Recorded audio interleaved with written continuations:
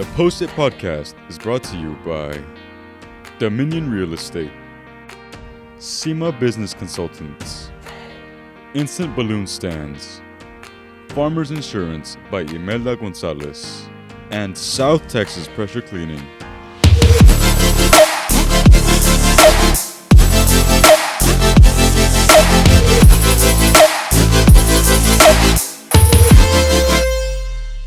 Welcome to another episode of the Post-it Podcast. I'm Cassandra Romero, and as always, I'm joined with Bri Alvarez. Hi, Bri. Hi, Cassie. How are you doing today? I'm good. How are you? And today is such an exciting episode for both of us as we are joined by Mr. Aaron Cuevas. Hi, Mr. Cuevas. How are you doing today? Doing great, girls. Good afternoon. Yes. Good afternoon. So, Good Mr. afternoon. Cuevas, actually, he graduated from A&M Kingsville with his bachelor's in political science, and then from UTRGV with his master's in history. And you've been teaching at PSJA Early College High School for 16 years now. So that's a big milestone. Yes. It's been a minute, yes.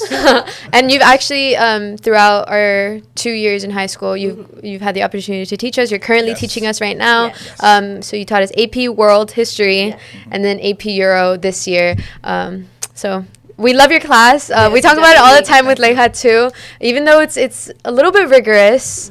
But it's definitely taught us a lot. I can say that, you know, the studying the outlines and things like that. So yeah. And then like AP Euro too, like our class just, because it's mostly seniors, right? And Bri, like we're all very close knit because it's just that one class. Like we're the only people in the school taking that class. Yeah, it's only those 20-something kids. And it does feel like, it feels like a community because you obviously taught these kids for more than 1 year, so you've gotten to know them. Yes. Yes, that's one of the best things about teaching that Euro class. You are literally one of the only sections of AP Euro in all of PSJ. I think Collegiate may have added a section. Yes, I think so too. But that's very recent. And to my knowledge, there's no other sections in all of PSJ. So you guys are definitely an elite group of students, and it's really my pleasure to teach you guys again in that course. Well, we are always so excited to have you, and you actually like confronted me in front of the class. You're like, "Hey, Cassie, when are you gonna have me on?" And we had talked about having you on because you're Cuevas, you know, like a big part of PSJ. Yes, a big part of us, and I'm sure everyone in the class agrees. You know, we'll be like, "Oh, like see you in Cuevas," and you know all that. So definitely helps build our relationship with you and I'm our very peers. appreciative. I was kind of joking with you a little bit. No, but I'm glad you brought that to my attention. So then I was like, okay, we really need to get him on because it's true. I'm about to leave, so Yeah, that's so true. got to speed it up. But yes. Well, let's get into our questions. Sure, so, like Bri mentioned, you studied at Texas A&M Kingsville, right? And yes, you got a degree in political science. Yes. So tell us how that political science degree helped you or led you to becoming a history teacher. Okay, so when I was at A&M Kingsville, seems like forever ago. When I was at A&M Kingsville, my intention was to double major political science and history. And I take a lot of lessons from my own personal life, and I try to impart them on my students. And back then, I was so confident. I guess you can say academically arrogant, maybe to a small point. And I was like, okay, I can follow a degree plan. You know, I don't need advisement. I mean, I can just check off the courses as I'm going. This is easy. And when I got to graduation time, I was off by one. I miscounted by one course. So the options were either take another semester of university to make for one course. Just for one class. Or they were like, well, you can just minor in history if you want to, you know? So I was like, sure, I'll just minor in history, even though I have all these, you know, courses and whatnot. So my mistake, you know, lessons learned, and always seek advisement. Don't think you can just go it alone. You know, people are there to help you. Yes. All along the ways, seek out their advice, seek out their counsel, and listen to them. Yeah, and I think a lot of students do, like, they even feel that with you, where you've become a sort of a mentor to them. And even then, you always have students reaching out for you that have already graduating and updating you on their achievements and how they're doing in university and saying how much you've inspired them, which I think it's, like, such a great thing to do as a teacher. Definitely. And I'm sure that's fulfilling to you. Oh, extremely. That's really the magic. And I'm sure Mr. Leha, you know, I'm sure the genius that he is, and many other teachers here would all agree that is the most fulfilling part of our jobs. As teachers, you you kind of know going in we may not be millionaires unless we like win the lottery or something. But the real payoff is to have our students and our proteges and our students that we mentor and we really get to know go off and do such awesome things. It's really incredible. And I'm very excited for both of you for your achievements and your awards and everything you've earned and everything you're still earning. Yes, pretty amazing. So things like that are what makes teaching as a profession just so incredibly like fulfilling. Yes. Yeah. So we do know you're here from the Valley, obviously. Yes. And your family was very agriculture based. They still are. And yes, you tell us that they still are. Lot, yeah. And they did a lot. And you also did a lot of agriculture based things in high school, such as FFA and all these other things. So what led you to pursue a career in the social sciences instead of agriculture? That's a very good question. My background is in agriculture. My family still runs a very small independent family farm in South Edinburgh. There's not very many farms left, by the way, but that's a whole different issue. I've been around it since I was born into it. I raised show projects, FFA. I was a Lone Star degree awarded. State convention, 4 years, the whole 9 yards for FFA, pretty much. That being said, my academic interests really weren't in agriculture. Maybe it's because I was around it. Maybe it's because I was, living it. I didn't feel the need that I had to major in it. Yeah. But my academic interests were always like the social sciences, history, political science, government. I was always fascinated by politics, and not running for office, but like the getting people elected for office aspect of it. So things like that. So I pursued that when I went to A&M Kingsville, and obviously after graduation, got my certification, social studies 8 through 12, which helps me to be certified in with a composite, so I can teach world geography through Texas, through government. Oh, nice. Yeah, because we were even talking about that earlier, because with the election coming up and how important it is for the seniors. Like the seniors this year that are 18, they're going to be able to vote next year. Yeah, actually, I voted in, what was it, March? Like the local, yeah, there we go. Yes, the primaries. And it was cool because I wanted to experience that before I left for college, because I know in November I'm going to be in college, right? Yes. So kind of want to get a head start. And it was like, wow, like I can't believe I'm here. And I don't know, I just never imagined myself. It's so important. I mean, not to go off on too much of a tangent, but traditionally young people don't vote in the numbers that they should. And there's different reasons for that we're not going to go into, but because they don't vote in large numbers, politicians historically don't really listen to young people because they don't express their voting opinion. So for that reason, it's always important, no matter who you vote for, what party, what candidate, that's not my concern. But young people need to express their political rights as much as they can. Yeah, exactly. I wanted to ask a question that's not on the list, but you mentioned your high school, right? You did FFA, but like, what else did you do? What type of student were you? Were you like a little nerd, like our AP Euro class, or like were you? I don't know. What were you? I feel like this is gonna be. I was in everything for a little while. And then it all dwindled down to I was in everything. So I graduated high school at Edinburgh Bobcats, but I was in Mu Alpha Theta, which is like a math. Honor society, right? Oh, cool. Which I hate math. I was in that. I dabbled. I was in JROTC for a little while. I was in orchestra for like 2 years. Wow. I was in KRGV Masterminds, which that's no longer a thing, that's kind of defunct. But there was Masterminds, of course, National Honor Society, of course, FFA. I was big in FFA. I was an officer. There's like 2 or 3 more things that I'm forgetting. UIL. I was pretty much in almost everything that I could possibly be in. I was trying to get that whole experience. Yeah. And I feel like that's so important in high school too, to like be well-rounded, for sure. It's because I think I sort of experienced that, because even then, like, I feel like I do so much, but it's because I don't want to give up anything I do just because I enjoy it so much. And like immersing yourself in your community, I think that's so important. Definitely. And to meet so many other people, because honestly, I don't think I would be friends with Cassie if I didn't do this, or if I didn't do student council, or I wouldn't be friends with someone like Cesar if I didn't do UIL social studies. Yes, the UIL social, and it's really important in high school, because young people generally, you're coming into your own. it's not that you guys don't know, but you don't have the experiences yet. Yeah. So you need to, join different clubs, join different activities, volunteer at different community events. Yes, definitely. All of which will just kind of build your base for as you guys mature and as you guys become these young adults who go off on your own. You have different experiences that you can kind of draw upon. Yeah, and it definitely helps you. I mean, grow like, as a person. Yes, and even this, like, it helped me grow as a person. Professional skills. Yes, professional skills, all that.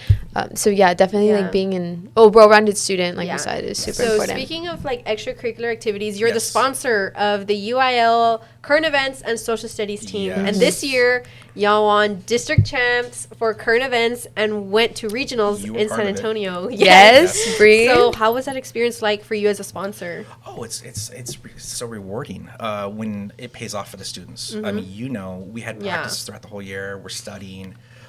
Competition, Edinburgh, the Edinburgh schools, Edinburgh North, Edinburgh High, a lot of schools in our district academically very, very strong. So when we have that success, when we capture that district title, it's not a sports title. I get it. This is different. It's UIL. But it's just so rewarding, definitely. And you guys took home the district championship, and it was pretty awesome. Yeah, definitely. Yeah. I know when I didn't get to compete at district because I was doing a different event. But I just remember like Cesar and Mondo and Bella were like, "We made it? Are you sure we're district champs? Are you sure?" And then they were running around with the medals, and it was a cool moment to just look at them and see the excitement with everyone. So I thought that was so fun. Yes. And then the experience of going to San Antonio afterwards with definitely. regionals. Yes. Well, like Bri said, you're the sponsor for UIL academics teams, but you also are the AP head coordinator, right? Yeah, so my title for the last couple of years, I'm the AP Social Studies lead teacher for PSJA ISD. For the district. Yes. Okay. So that's an even bigger role. And then you're also obviously a teacher, right? Yes. For two very rigorous courses. So how do you manage your time between teaching and making sure that everyone Other in the AP district, teachers. other AP teachers are doing their job, right? And then also having success within the UIL program. So it's challenging. Both myself, counterpart, who you both know, Miss Marisol Gonzalez. Yes. Likewise, she's the AP English lead teacher for the Olive District. So what she and I do a lot of times, we will put on these AP boot camps, which are open to students from all around PSJA. We've had students from various campuses come in. We ask for teachers from different campuses to volunteer and help with their time and tutor. And we've had some success because at the end of the day, it's about helping all students. You guys know the AP exams are so challenging. It's not really like a contest, like, my students did this. No, it's about helping as many students as we can at the end of the day. So as to your question about like that, being an AP lead teacher basically means if there's an AP social studies teacher at Collegiate or North or Memorial or Southwest who has a question, and if I can, I will definitely 100% help them. Now, as to the students and the curriculum and everything laid out by the College Board, it's very rigorous. Yeah. I mean, you guys know it's Definitely. it's not a walk in the park.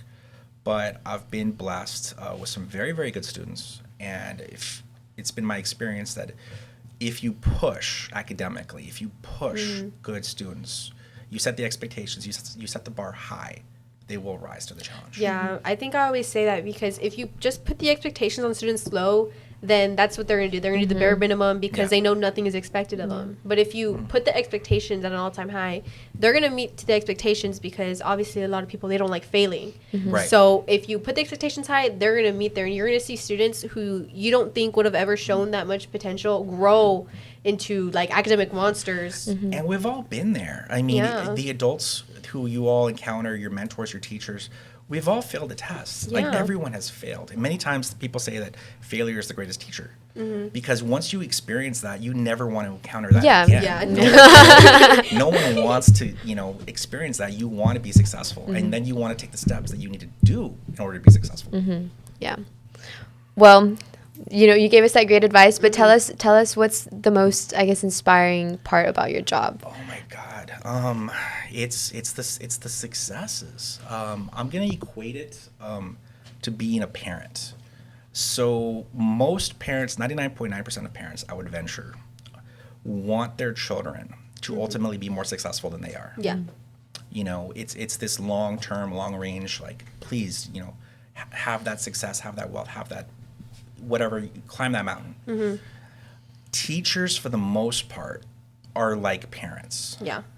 And we want our students to be successful. Now, I graduated A&M Kingsville. I'm proud of my alma mater. I loved my experiences there. It's not Harvard. You know, it's not Ivy League. You know, just being real for a second. You know, a great school. I recommend it. It was perfect for me. That being said, if my students can achieve success, if my students can, you know, reach whatever goal they have for themselves, if they, I've had students in the past who have attended Yale. Another one actually just transferred to Yale. Yes, valedictorian from last year. Yes. Yeah, she applied as a transfer, and the transfer rate for Yale is like 1.5%, and she beat that, which is so amazing. And it goes to show, like, even if you don't apply as a first year, obviously your worth as a student, it'll transfer over. The admissions officers will be able to see your potential, and they'll believe in you. Definitely. Yes, and she's a special student. She was on campus yesterday, actually. Yes, Ms. Reyes was telling me. She saw me out. I gave her a huge hug. She told me, she kind of, you know, surprised me and said, "Sir, I got into Yale." And it was a special moment.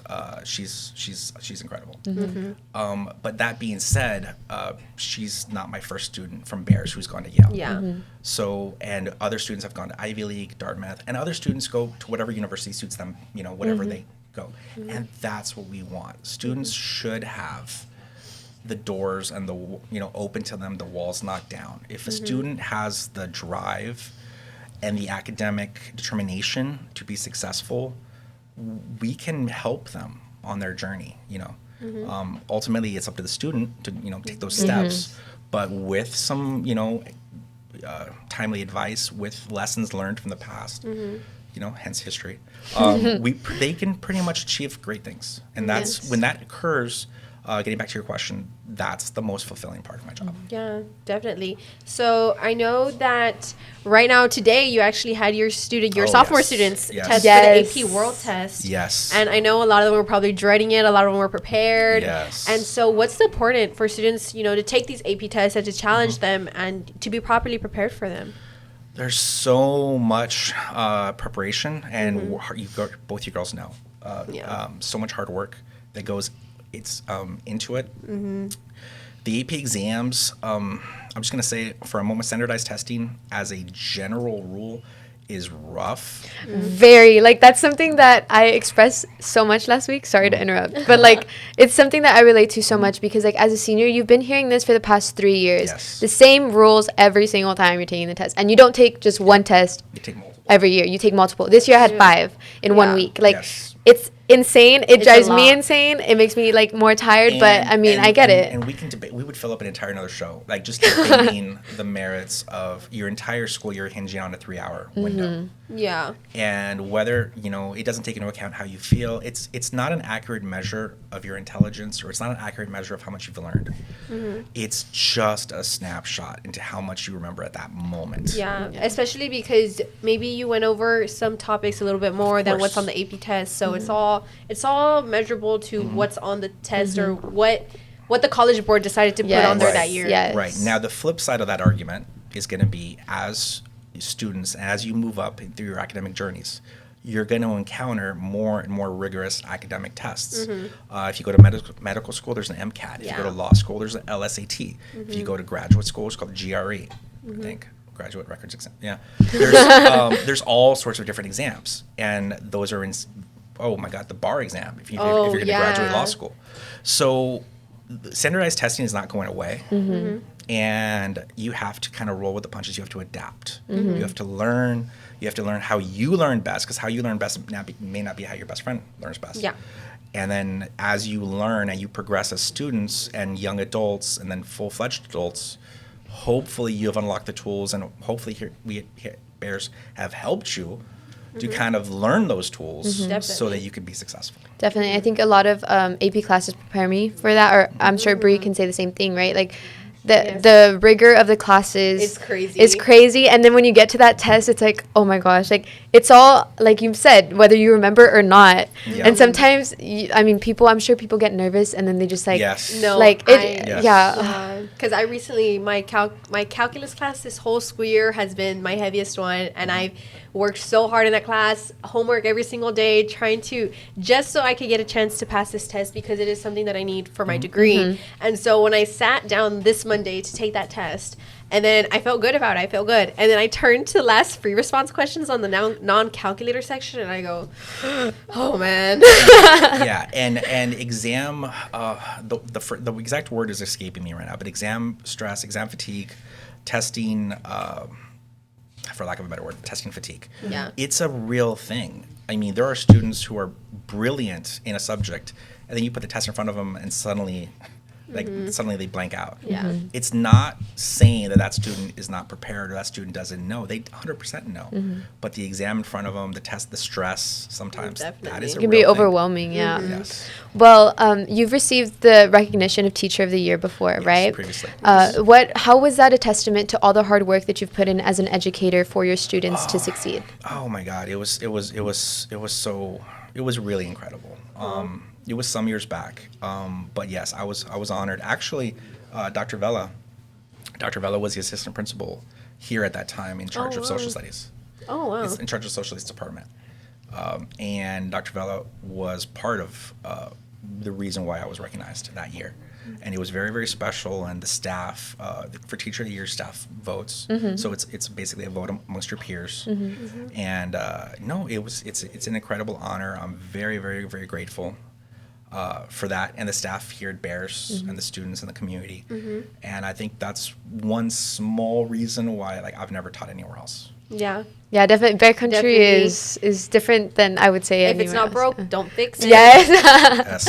But I think that's amazing too, that teachers get to vote for other teachers that they feel deserve the recognition, because then that just doesn't go to show because my students like me, I think I deserve this, but also because your peers see, they recognize your peers recognize that you're putting in so much hard work into teaching these students, motivating them, inspiring them, and I think that's such a great recognition. Mr. Leija got that. You've gotten that. Amazing teachers, Miss Diana Blanco, Mr. Michael Elizondo, Those are all amazing, awesome awesome teachers that made a big impact on their communities. Yes, and they definitely deserve it. Yes. So, yes. And I know you've been teaching world and Euro basically your whole tenure here, and It's the been a histories. while, yes. So you've obviously seen generations of students. You see their siblings. And he's actually teaching my sister right now this year. Yes, I am. I have taught entire families, where it's the oldest child, and then they're 2 or 3 or 4 siblings. Damaris. Yes. Yes. That's one example. Yeah. Her sisters. Yes.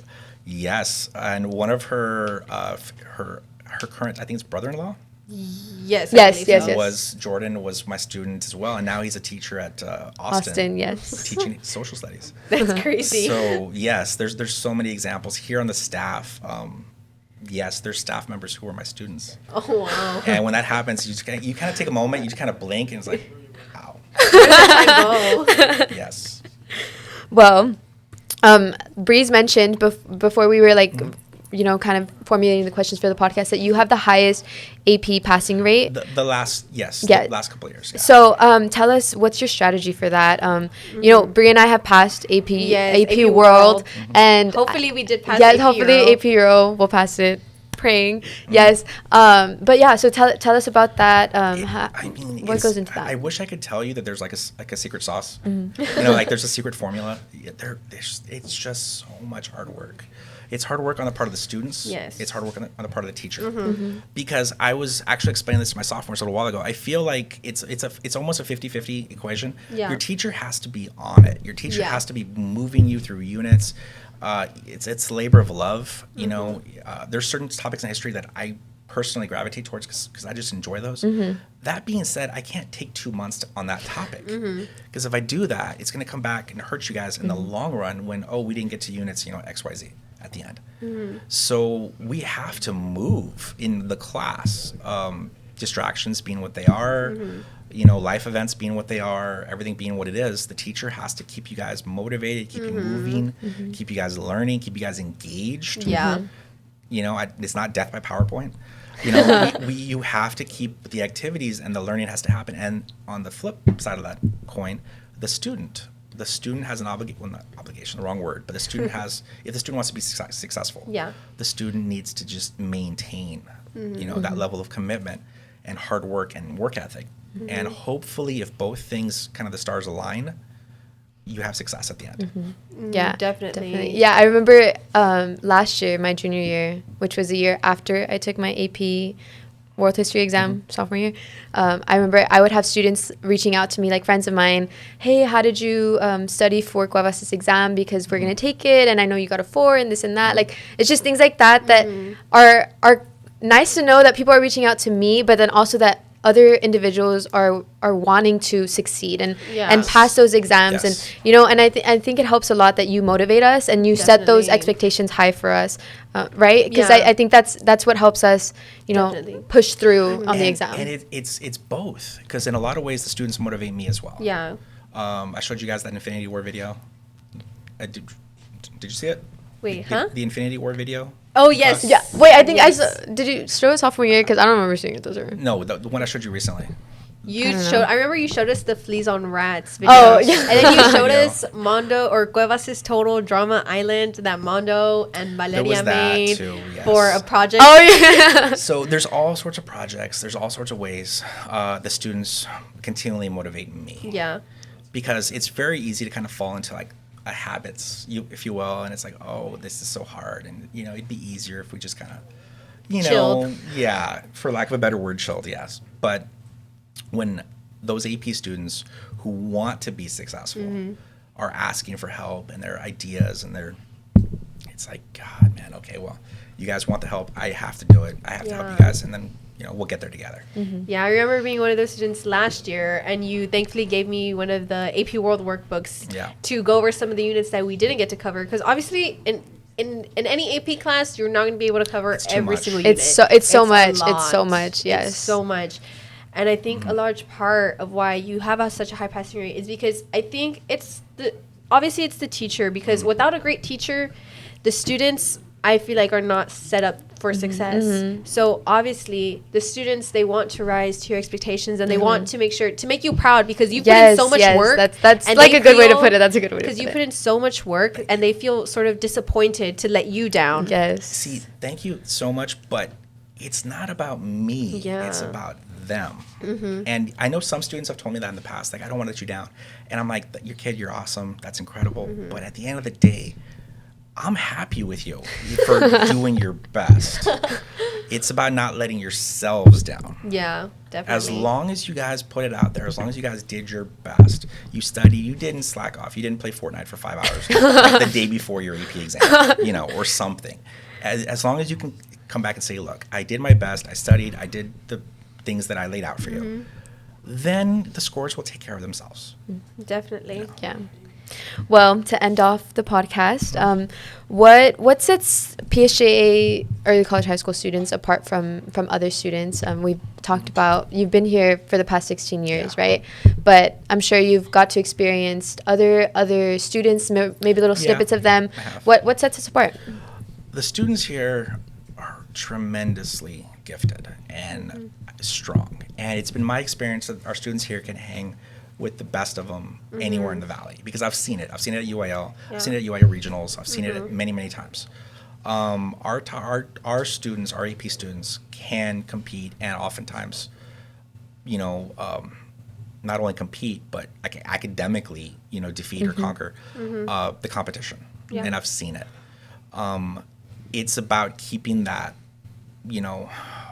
Man, I'm going to channel Jaime Escalante for a moment. It's about keeping that ganas, that drive. You know, the students have to have that drive. That drive cannot waver, because we all encounter setbacks. You know, failure, setbacks. You know, things don't. You know, if anything, you can set your watch to it in life. There will be times when things don't go your way.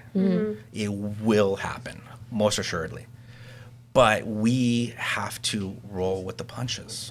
You know, and everything happens for a reason. It's cliche, but you know, and you adapt and you overcome. And ultimately, if you maintain and you work hard, you know, good things will happen. Definitely, because hard work, it always pays off, even if you don't reap the rewards immediately afterwards. Which is very true. Like, I feel like eventually it'll be your turn and you will reap the rewards of your hard work. Yes. Most certainly. Yes. And the students here are awesome. Yes. Well, thank you so much for coming on. No, it's my pleasure. Yes, Yeah. thank you. Honestly, it's a great way to kind of end the senior year. We have like 3 weeks left. Yes. But yes, thank you, and thank you for calling me out in class. No problem. No, it's okay. It was very much needed, because then we wouldn't be here today. And But I'm very proud of you. Thank you so much. Thank you so much. And I can't wait to see what Bri accomplishes. I keep And you I as keep well. saying that because I seriously can't wait. Like Oh, you're right really now. Well, right now, like, you know, you're doing great things, and I just Oh my God. sorry. No, truly, like, I can't wait. And yes. Well, thank you so much again. No problem. And remember, go Bears. Go Bears. This Post-it podcast was brought to you by Dominion Real Estate, SEMA Business Consultants, Instant Balloon Stands, Farmers Insurance by Imelda Gonzalez, and South Texas Pressure Cleaning.